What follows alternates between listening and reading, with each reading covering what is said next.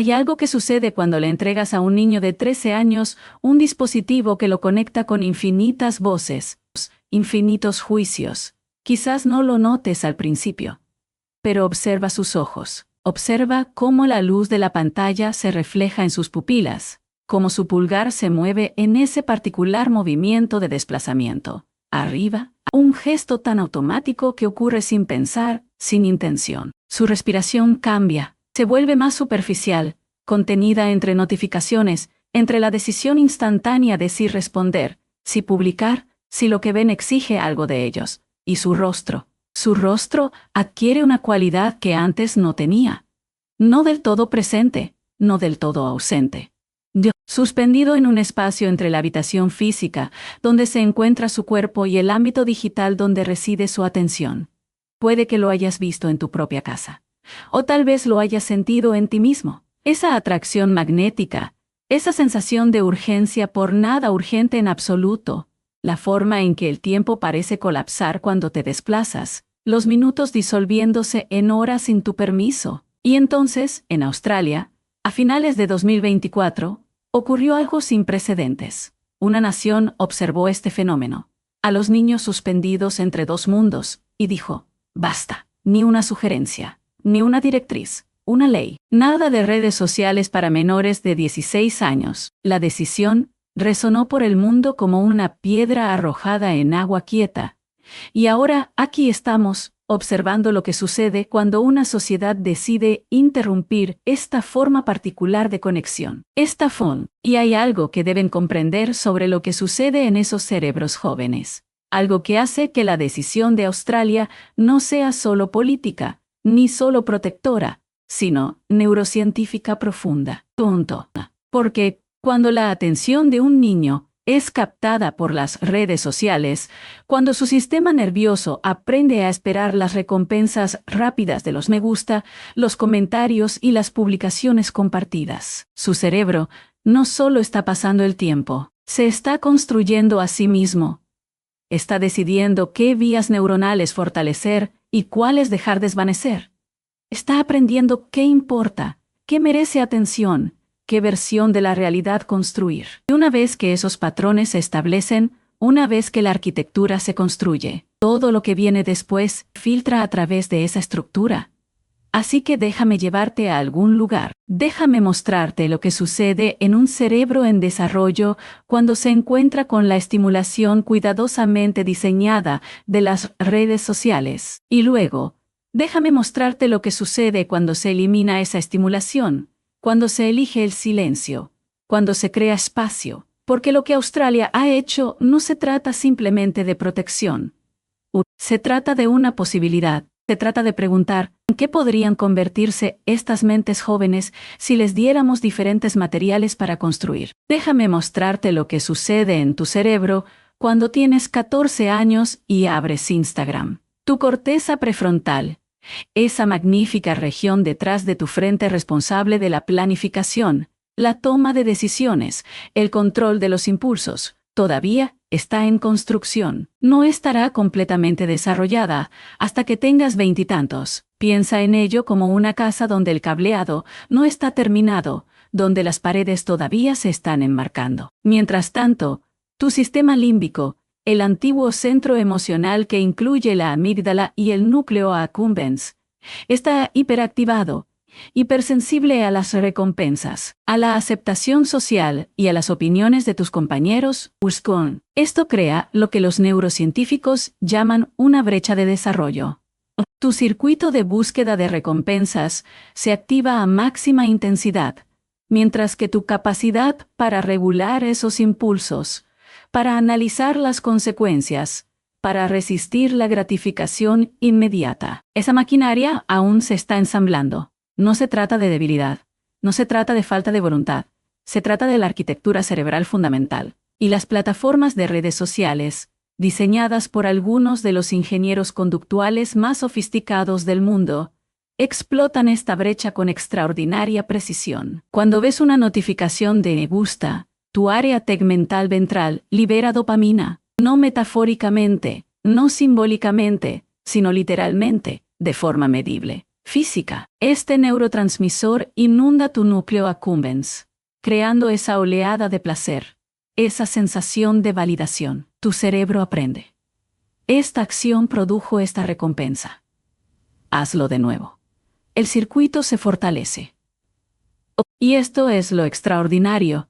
La recompensa no solo está en recibir me gusta. Las investigaciones demuestran que la incertidumbre de cuándo llegará, la recompensa crea una liberación de dopamina aún más potente. Es el mismo programa de recompensa variable que hace que las máquinas tragamonedas sean tan adictivas. Tu hipocampo, en lo profundo de tu lóbulo temporal, está codificando estas experiencias en la memoria, etiquetándolas como significativas. Tu corteza cingulada anterior está monitoreando el dolor social, rechazo, exclusión, comparación. Los estudios muestran que cuando un adolescente ve que su publicación recibe menos me gusta que la de un compañero, esta región se ilumina en las exploraciones de imágenes cerebrales con patrones similares al dolor físico. El cerebro no distingue entre herida social y herida física. El dolor es dolor. Y el cerebro adolescente en desarrollo es exquisitamente, casi insoportablemente, sensible a esta forma de sufrimiento. Pero hay algo más sucediendo, algo más insidioso. Se supone que tu corteza prefrontal está aprendiendo a enfocarte, a mantener la atención en tareas difíciles, a tolerar el aburrimiento y la incertidumbre. Estas son las funciones ejecutivas que moldearán toda tu vida adulta. Sin embargo, cada vez que cambias de tarea a Instagram, cada vez que fragmentan tu atención entre la conversación y la pantalla, estás entrenando a tu cerebro para una atención parcial continua. Las vías neuronales para la concentración profunda, las que requieren que la mielina se acumule alrededor de los axones, creando conexiones más rápidas y eficientes, requieren práctica sostenida, requieren periodos largos e ininterrumpidos de atención concentrada. Los neurocientíficos han descubierto que el adolescente promedio revisa su teléfono entre 80 y 100 veces al día. Cada interrupción consume energía cognitiva, requiere que la corteza prefrontal se reoriente y crea lo que los investigadores llaman residuos de atención. Parte de tu mente permanece concentrada en la tarea anterior, dividida entre mundos. Tu hipocampo, que requiere atención enfocada para codificar la información en la memoria a largo plazo, no puede funcionar óptimamente en este estado fragmentado. Lees un párrafo, pero no lo absorbes. Mantienes una conversación, pero no la recuerdas por completo. Tu cerebro está presente, pero no está presente. Vivo, pero no vivo plenamente. Y algo le sucede a tu sentido del tiempo cuando existes en este espacio. La percepción cerebral del flujo temporal, controlada por una compleja red que involucra los ganglios basales, el cerebelo y la corteza prefrontal, comienza a distorsionarse. Los minutos en redes sociales parecen segundos. Las horas se desvanecen. Esto no es accidental. El diseño de desplazamiento infinito garantiza que no haya un punto de parada natural, ninguna pausa incorporada, donde tu corteza cingulada anterior pueda dar un paso atrás y preguntarse, ¿debería continuar? La experiencia está diseñada para ser fluida, para eludir los mecanismos neuronales que te ayudan a regular el comportamiento. Las investigaciones revelan algo preocupante. Los adolescentes que pasan más de 3 horas diarias en redes sociales muestran una mayor activación en su amígdala, al ver estímulos sociales negativos y una menor conectividad entre su corteza prefrontal y el sistema límbico. En otras palabras, sus reacciones emocionales se intensifican mientras que su capacidad para regular esas emociones se debilita, justo en el periodo en que deberían estar fortaleciendo los circuitos neuronales para el control emocional. Están reforzando patrones de reactividad, ansiedad y desregulación emocional. Tu ritmo circadiano, regido por el núcleo supraquiasmático, depende de la exposición a la luz natural y de la oscuridad para regular el sueño. Pero cuando navegas por TikTok a medianoche, la luz azul de la pantalla suprime la producción de melatonina. Tu glándula pineal, que debería estar inundando tu sistema con esta hormona del sueño, Permanece en silencio. Los estudios demuestran que los adolescentes duermen entre 1 y 2 horas menos por noche que hace una generación, y la correlación con el uso de teléfonos inteligentes es inconfundible. Y dormir no es solo descansar, es cuando tu cerebro consolida recuerdos, cuando tu sistema linfático elimina desechos metabólicos, cuando tus redes neuronales se reorganizan y fortalecen lo aprendido durante el día.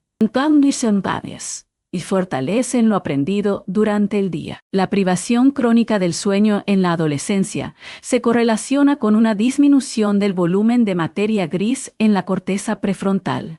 Tu cerebro está literalmente perdiendo tejido, perdiendo potencial. La arquitectura que estás construyendo es más pequeña, menos compleja y menos capaz de lo que podría ser. Y esto es lo que están descubriendo los neurocientíficos. Esto no es fácilmente reversible.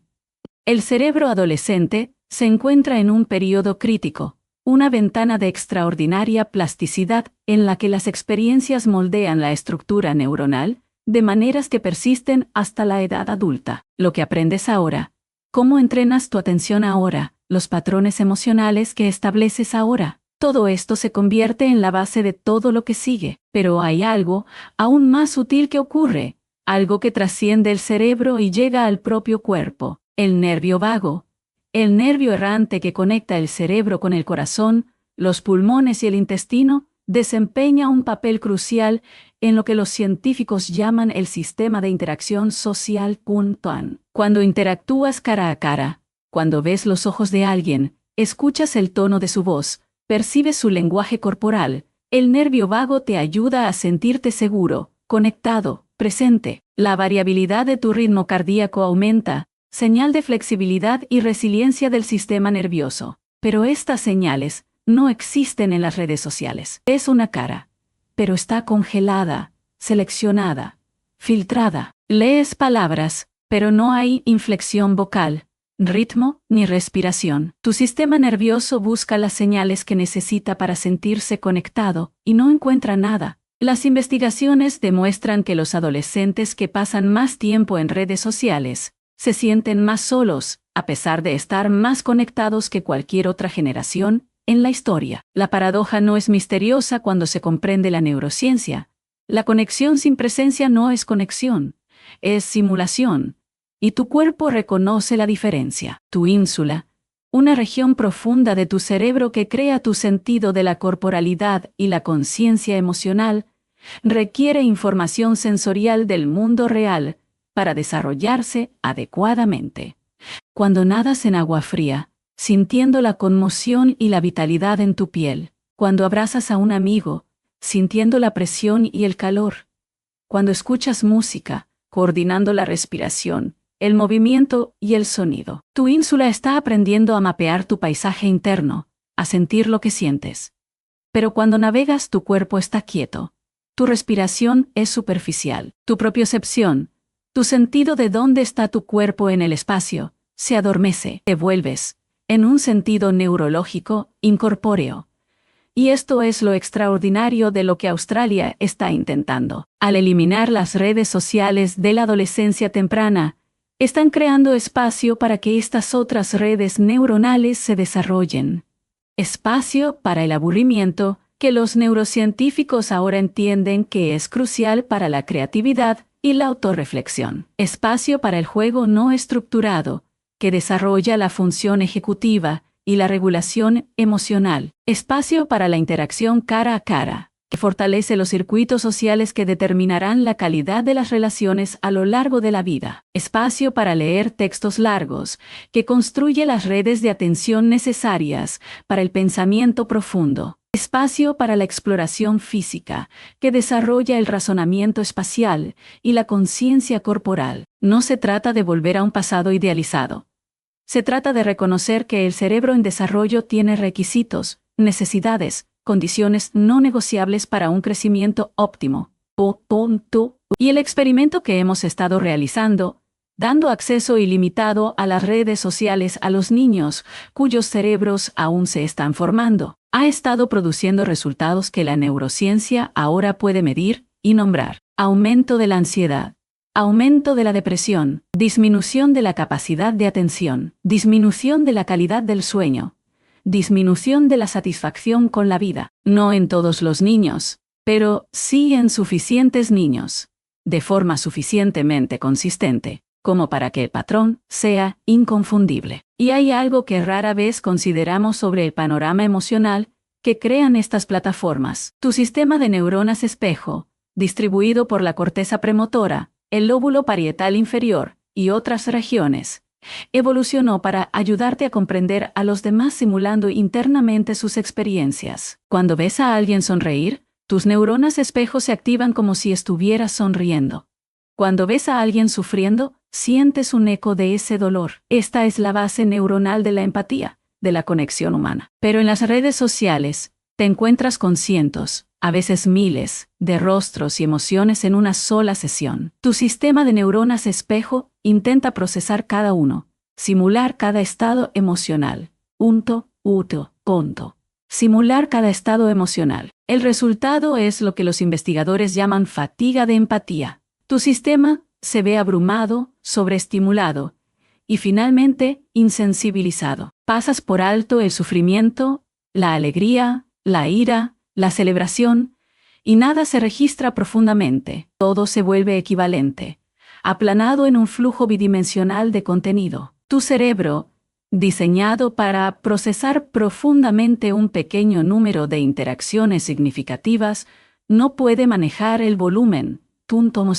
Por lo tanto, se adapta preocupándose menos, reduciendo la intensidad de tu respuesta empática. Los estudios demuestran que los adolescentes que usan las redes sociales con frecuencia muestran una menor preocupación empática y capacidad para tomar perspectiva, en comparación con quienes las usan con moderación. Su corteza cingulada anterior, crucial para el procesamiento emocional y la empatía, muestra una menor activación al observar las expresiones emocionales de los demás. La capacidad de sentir profundamente, de conmoverse por la experiencia de otra persona, comienza a atrofiarse. Como una contexto por esuratur, usto cuanto, de nas de una encomerafierarse. No porque estos jóvenes sean insensibles, sino porque sus cerebros se están adaptando a un entorno de entrada emocional abrumadora, bloqueando los mismos circuitos que nos hacen humanos. Y luego está la trampa de la comparación, que involucra tu surco temporal superior-posterior y la corteza prefrontal medial en un proceso constante de evaluación social. Cada imagen que ves se convierte en un punto de referencia. ¿Eres lo suficientemente atractiva? ¿Lo suficientemente exitoso? ¿Lo suficientemente interesante? Tu cerebro está programado para evaluar el estatus social. Esto era adaptativo en grupos pequeños donde tu posición importaba para la supervivencia. Pero las redes sociales te exponen a los momentos destacados seleccionados de miles de personas, la mayoría de las cuales nunca conocerás, creando un estándar imposible con el que tus circuitos de comparación nunca podrán encontrar la paz. Las investigaciones revelan que las adolescentes que pasan más tiempo en Instagram muestran mayores tasas de insatisfacción corporal, y las imágenes cerebrales muestran una mayor actividad en las regiones asociadas con la autocrítica y la autoevaluación negativa. Tu red neuronal por defecto, activa cuando tu mente divaga y piensas en ti mismo, se vuelve cada vez más crítica, cada vez más dura.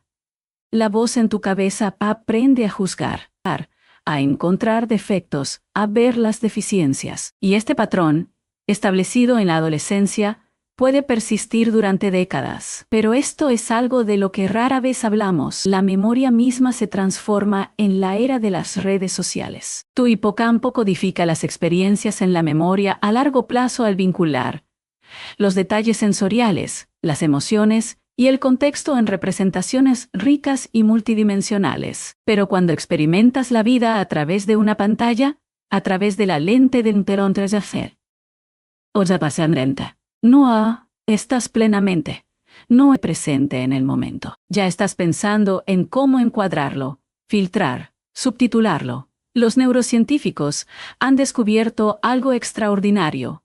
Fotografiar una experiencia, en realidad, deteriora tu recuerdo de ella.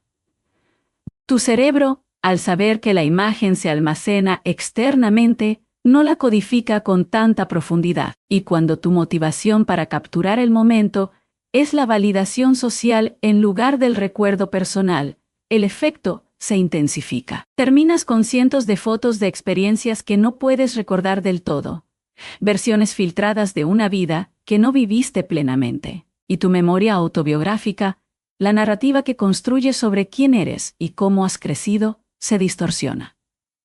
En lugar de recordar tu experiencia real, recuerda la versión editada que publicaste. Tu lóbulo temporal medio recupera la imagen, los me gusta, los comentarios, en lugar de la cruda realidad sensorial y emocional. Tu identidad, construida a partir de estos recuerdos, se distancia cada vez más de la experiencia auténtica.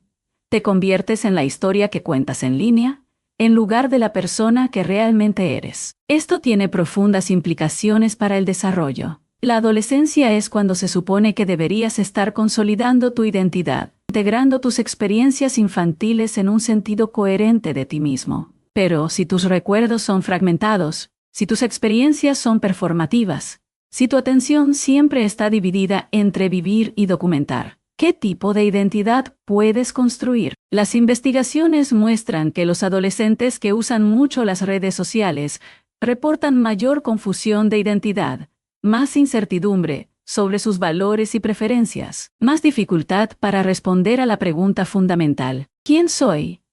Y algo extraordinario sucede cuando observamos las dimensiones sociales y relacionales de este fenómeno. Tu cerebro es fundamentalmente social. Grandes porciones de tu corteza se dedican a comprender a los demás, predecir su comportamiento y coordinar sus acciones con las de ellos. La calidad de tus relaciones literalmente moldea tu arquitectura neuronal. Las amistades cercanas y de confianza activan tu corteza prefrontal ventromedial y reducen la actividad en tu amígdala, creando una sensación de seguridad y pertenencia crucial para la salud mental. Punto.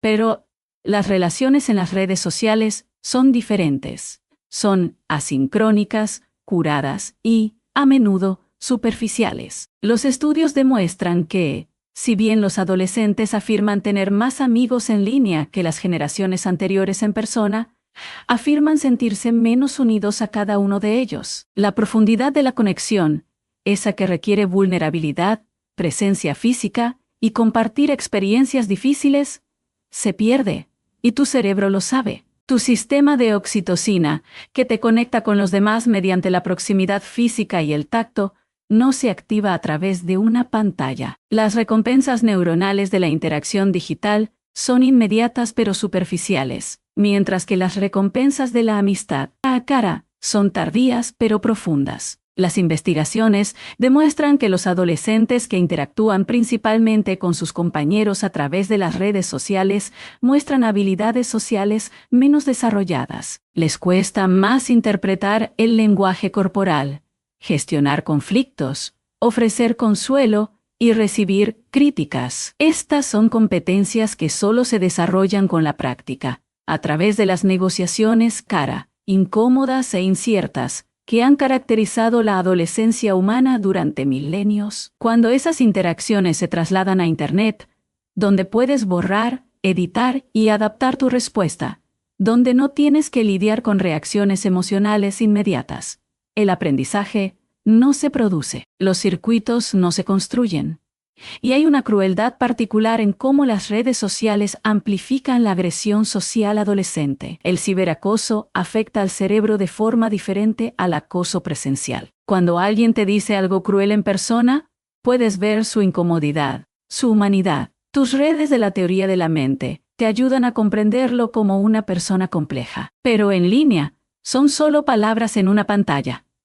La crueldad puede ser más extrema, porque el agresor no presencia el dolor que causa.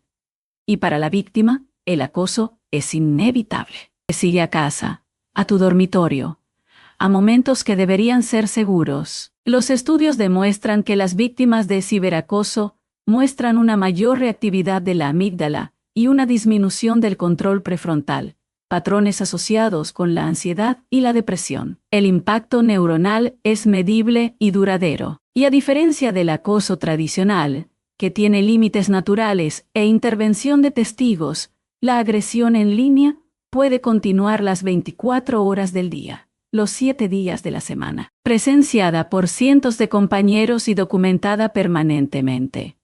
Tu cerebro, al intentar procesar este nivel de amenaza social, puede quedar atrapado en hipervigilancia, en constante búsqueda de peligro. Tu nivel de estrés basal se eleva. Tu cortisol se mantiene crónicamente alto, y el estrés crónico durante la adolescencia es neurotóxico. Puede literalmente encoger el hipocampo y la corteza prefrontal, pero lo que Australia intenta hacer tiene una dimensión curativa, algo que afecta a la extraordinaria capacidad del cerebro para recuperarse y crecer. La neuroplasticidad no termina en la adolescencia, continúa durante toda la vida, aunque nunca es tan profunda como durante estos años críticos. Al eliminar la estimulación constante de las redes sociales, al dejar de entrenar al cerebro en la atención fragmentada y la comparación social, se crea espacio para que surjan otros patrones. Las investigaciones revelan que los adolescentes que se toman incluso una semana de descanso de las redes sociales muestran menor ansiedad, mejor sueño y mayor satisfacción vital. Estudios de imágenes cerebrales sugieren que tan solo una semana sin redes sociales pueden comenzar a restaurar la conectividad entre la corteza prefrontal y el sistema límbico, mejorando la regulación emocional. Las vías neuronales que se atrofiaron comienzan a fortalecerse de nuevo. Los circuitos para la atención sostenida, para la lectura profunda, para la conexión cara, empiezan a crecer. Y hay algo profundo en hacer este cambio a nivel social en lugar de a nivel individual. Cuando un adolescente deja de usar las redes sociales mientras todos sus compañeros continúan, experimenta aislamiento social, FOMO, exclusión de la cultura de pares. Su amígdala se activa con la amenaza social. Pero, cuando una generación entera es expulsada de estas plataformas simultáneamente, como está intentando Australia, el campo de juego cambia. La norma social cambia. La interacción cara vuelve a ser la opción predeterminada, no la alternativa. Los circuitos sociales del cerebro pueden desarrollarse en el entorno para el que evolucionaron, sin la atracción constante de las alternativas digitales. Los neurocientíficos entienden que el cerebro se desarrolla en relación con el entorno. Si el entorno exige atención fragmentada, el cerebro se fragmenta. Si el entorno recompensa el rendimiento seleccionado, el cerebro aprende a actuar en lugar de a existir. Pero si el entorno ofrece espacio, silencio, presencia, profundidad, el cerebro puede desarrollar esas capacidades. La arquitectura que construyes en la adolescencia se convierte en la base de todo lo que sigue: tus relaciones, tu trabajo, tu sentido del significado, tu capacidad para la alegría. Y esto es lo extraordinario. Las regiones cerebrales que se ven comprometidas por el uso excesivo de las redes sociales son las mismas regiones que sustentan las capacidades humanas más elevadas: razonamiento complejo, memoria profunda, autoconciencia, empatía, construcción de significado. Cuando protegemos estas regiones durante su crucial ventana de desarrollo, no solo prevenimos el daño, cultivamos la posibilidad, el potencial, el pleno florecimiento de lo que una mente humana puede llegar a ser. Y existe una perspectiva evolutiva que nos ayuda a comprender por qué esto importa tanto. Tu cerebro evolucionó durante millones de años en pequeños grupos sociales de 30 a 150 individuos. Tus circuitos neuronales para la conexión social, la empatía, la confianza, la cooperación, todo ello calibrado a esta escala. Fuiste diseñado para conocer profundamente a un número manejable de personas, para construir relaciones a lo largo de los años, para navegar por la complejidad social dentro de una comunidad limitada. Las redes sociales explotan a esta escala. De repente, intentas mantener cientos o miles de conexiones, rastrear las opiniones y actividades de personas que apenas conoces, presentarte a un público de desconocidos. Tu número de Dunbar El límite cognitivo de las relaciones sociales estables, alrededor de 150, se ve desbordado. Tu corteza prefrontal medial, que representa tu modelo mental de otras personas, no puede mantener representaciones ricas y precisas de tantos individuos. Así que simplifica, reduce y aplana a todos en caricaturas. Y el ritmo de las redes sociales viola otra realidad evolutiva. El desarrollo humano es lento. Tu cerebro necesita tiempo, años de crecimiento protegido, para construir su complejo circuito. La infancia y la adolescencia evolucionaron como periodos de juego, exploración, desarrollo de habilidades, formación de identidad, todo en la relativa seguridad de una comunidad que te conocía y te protegía. Pero las redes sociales lo aceleran todo. Los niños de 7 años se encuentran con conceptos e imágenes destinados a adultos. Los niños de 10 años navegan por dinámicas sociales que desafiaron a cerebros completamente maduros. Los jóvenes de 13 años se ven empujados a una esfera pública donde cada uno de sus errores puede ser documentado y divulgado. Su corteza prefrontal, aún en desarrollo, no puede manejar este nivel de complejidad y amenaza. Las investigaciones demuestran que la exposición temprana a las redes sociales se correlaciona con la aparición temprana de ansiedad y depresión, no porque estas plataformas sean intrínsecamente malignas, sino porque no se ajustan a la evolución del cerebro humano. Es como darle a un niño pequeño acceso a un coche. La herramienta no está diseñada para su etapa de desarrollo, y las consecuencias pueden ser devastadoras. Los antropólogos que estudian las sociedades que limitan el tiempo de pantalla de los niños encuentran algo notable: mayores tasas de apego seguro, mejor regulación emocional, juego más creativo y amistades más profundas. Estas no son sociedades primitivas que regresan a un pasado idealizado. Son comunidades modernas que reconocen que ciertos aspectos del desarrollo humano son innegociables, que el cerebro tiene requisitos que la tecnología no puede satisfacer ni reemplazar. Y existe una dimensión cultural e histórica que ilustra por qué la decisión de Australia es importante más allá de la neurociencia. Toda sociedad,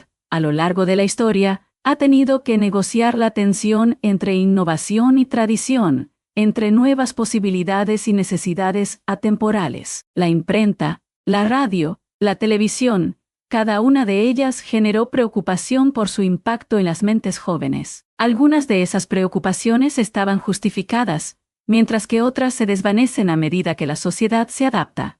Pero las redes sociales son diferentes en tipo, no solo en grado. Las tecnologías anteriores eran medios de difusión, consumían contenido, pero no actuabas para una audiencia, competían por la atención, ni tu valor se cuantificaba en métricas en tiempo real. Las redes sociales te convierten en consumidor y producto, audiencia y actor. Secuestran los circuitos neuronales que evolucionaron para la conexión social genuina y los redirige hacia métricas de interacción que benefician a las plataformas corporativas. Y esto es lo destacable de este momento histórico. Australia es la primera nación en decir, democráticamente, legislativamente y colectivamente, protegeremos el desarrollo cognitivo de nuestros hijos, incluso a costa de la conexión, la conveniencia y el interés comercial.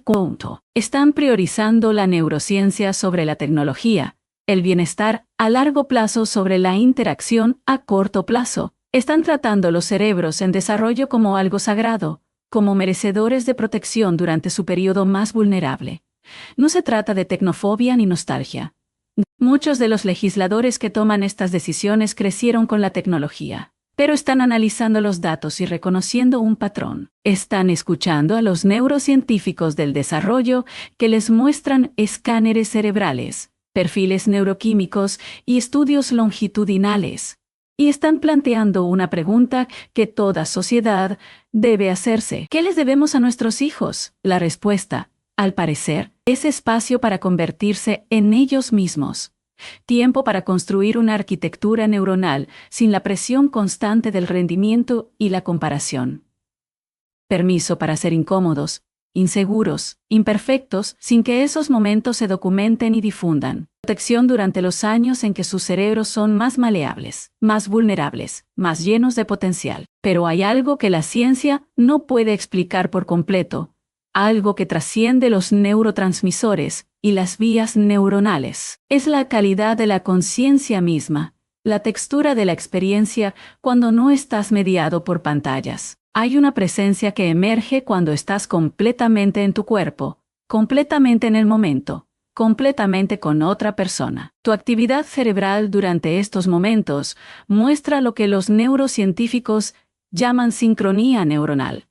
Diferentes regiones se comunican en ritmos coordinados, creando integración y coherencia. Este estado, los psicólogos lo llaman flujo, los contemplativos lo llaman presencia, y los neurocientíficos lo miden como cruce alfa-teta. Surge con mayor facilidad cuando estás involucrado en algo significativo, sin distracciones, tocando música con amigos, construyendo algo con las manos, manteniendo una conversación en la que pierdes la noción del tiempo, leyendo un libro tan absorbente que te olvidas de ti mismo. Estas experiencias moldean la conciencia de maneras que navegar por las noticias nunca podría, y existe evidencia creciente de que este tipo de conciencia integrada es crucial para el bienestar. Los estudios demuestran que las personas que experimentan estados de flujo regularmente reportan mayor satisfacción vital, mejores relaciones y mayor sentido de significado. Sus cerebros muestran patrones más saludables, mayor coherencia, mejor conectividad entre regiones, redes reguladoras más sólidas. Pero las redes sociales, diseñadas para captar y fragmentar la atención, hacen que el flujo sea casi imposible. Cada notificación se interrumpe, cada actualización del feed restablece tu enfoque. La propia estructura impide la interacción sostenida y profunda que impulsa el florecimiento. ¿Qué le sucede a una generación que crece sin acceso regular a estados de flujo, sin largos periodos de atención absorta, sin la experiencia de estar tan inmerso en algo que la autoconciencia desaparece? Tu sentido del yo, tu identidad, se construye no solo a partir de recuerdos, sino de estos momentos de profunda interacción. Cuando pintas y te pierdes en el color y la forma. Cuando juegas al baloncesto y tu cuerpo se mueve sin pensar. Cuando estás en una conversación tan absorto que las horas parecen minutos. Descubres quién eres no a través de la reflexión, sino a través de la absorción. Pero si pasas tus años de formación en el espacio fragmentado y autoconsciente de las redes sociales, donde siempre estás actuando, siempre monitoreando, siempre dividido entre la experiencia y la documentación. ¿Alguna vez descubres este yo más profundo? Las investigaciones sugieren que no. Los adolescentes que pasan más tiempo en las redes sociales reportan mayor confusión de identidad, mayor dificultad para identificar sus preferencias auténticas, mayor sensación de desempeñar un papel en lugar de ser ellos mismos. Y la transformación personal, con el tiempo, adquiere una cualidad diferente cuando se eliminan las redes sociales. Tu cerebro no solo se desarrolla, sino que se transforma. La persona que eres a los 13 años apenas es reconocible a los 25, no solo en preferencias y conocimientos, sino también en su arquitectura neuronal fundamental. Tus lóbulos frontales terminan de desarrollarse, tu regulación emocional madura, tu sentido de identidad se consolida. Pero esta transformación requiere algo: la libertad de cambiar sin que tu pasado te persiga. En las redes sociales, tus errores de los 13 años, sus etapas incómodas, tus opiniones cambiantes, todo documentado, todo permanente, todo buscable. El proceso natural de tu cerebro de probar identidades, experimentar con diferentes versiones de ti mismo, descubrir gradualmente quién eres. No puede suceder libremente cuando todo está archivado. Las investigaciones muestran que los adolescentes reportan ansiedad por su huella digital, miedo a las consecuencias futuras de sus acciones presentes, reticencia a expresar opiniones auténticas que luego podrían avergonzarlos. Hay un tipo particular de libertad psicológica en saber que tus errores se desvanecerán, que tus momentos incómodos se olvidarán, que puedes reinventarte sin que tu pasado te limite. Tu cerebro necesita esta libertad durante la adolescencia. Tu corteza cingulada anterior necesita probar diferentes comportamientos sin consecuencias permanentes. Tu corteza prefrontal necesita experimentar con la toma de decisiones sin que cada elección quede documentada. El mismo desorden del desarrollo requiere privacidad, olvido, la gracia de la impermanencia. Y cuando Australia elimina las redes sociales de la adolescencia temprana, están devolviendo este regalo, el derecho a desarrollarse sin documentación. La libertad de ser tonto, incierto, cambiante, sin una audiencia. La posibilidad de transformación sin el peso de la historia digital. No se trata de ocultar o evitar la responsabilidad. Se trata de reconocer que el desarrollo es inherentemente exploratorio, desordenado, no lineal, y que sucede mejor lejos del escrutinio público. Y hay una aplicación práctica en la vida que surge de la comprensión de esta neurociencia. Si eres padre, este conocimiento transforma tu forma de pensar sobre la tecnología y el desarrollo. Entendemos que limitar el tiempo de pantalla no se trata de ser restrictivo, se trata de proteger la arquitectura neuronal durante su fase de construcción más crucial. Las protestas de tu hijo por ser diferente, por perderse algo, provienen de su corteza prefrontal subdesarrollada. Aún no pueden comprender las consecuencias a largo plazo. No pueden priorizar el bienestar futuro sobre la pertenencia social inmediata. Ese es tu trabajo. Si eres educador, reconocer que la atención es una habilidad que debe enseñarse y protegerse. Cada vez que permites teléfonos en el aula, estás entrenando cerebros en la atención dividida. Cada tarea que presupone una conexión constante refuerza el patrón de fragmentación. Crear zonas libres de teléfonos, enseñar concentración sostenida, modelar la atención profunda.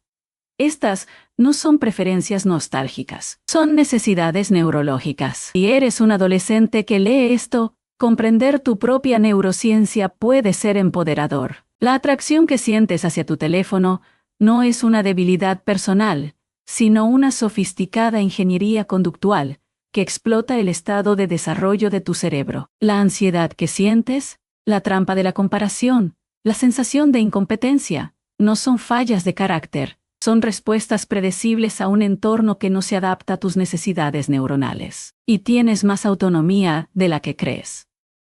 Cada vez que decides guardar el teléfono, leer con atención o tener una conversación directa, estás construyendo literalmente diferentes vías neuronales. Estás moldeando el cerebro que habitarás el resto de tu vida.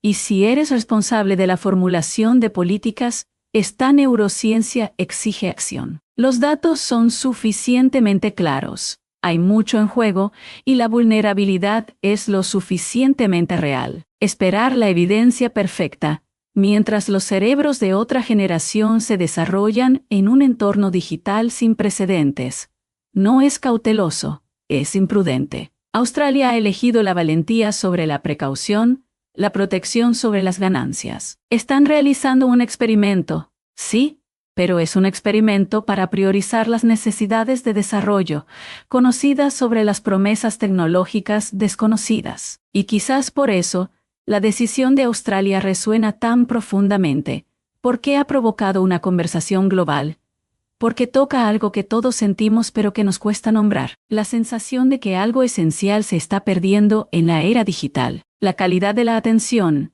la profundidad de la conexión, el espacio para el aburrimiento y la reflexión, el permiso para la incertidumbre y la indiferencia.